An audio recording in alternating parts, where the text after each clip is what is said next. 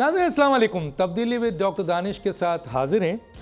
मौजूदा हुकूमत बन गई है, 19 रुकनी अभी काबीना ने हलफ उठाया है और उसने 19 रुकनी काबीना में कई ऐसे वज़ीर हैं जो कि नामालूम हैं और कई ऐसे वज़ीर हैं जिनके पहले भी कई दफ़ा वो हुकूमत का हिस्सा रहे और एक आख वज़ीर ऐसे आए हैं जिनके ऊपर तकरीबन तमाम लोगों ने बड़े एतमाद का इज़हार किया है और उनके हवाले से ये कहा जाता है कि जो उनको मिनिस्ट्री दी गई है वो उसके अहल थे। उनमें से एक वज़ीर हैं अता तारड़ साहब, वफाकी वज़ीर इत्तलात व नशरियात। मेरी आवाज़ आ रही है सर आपको?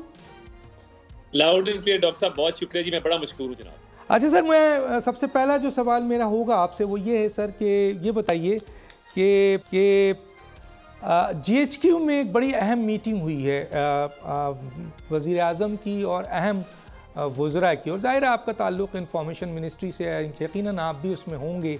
और तो मुझे ये बताइएगा सर इसका एजेंडा क्या था और क्या एक अच्छा मैसेज आप देना चाहेंगे इस मीटिंग के थ्रू आवाम को?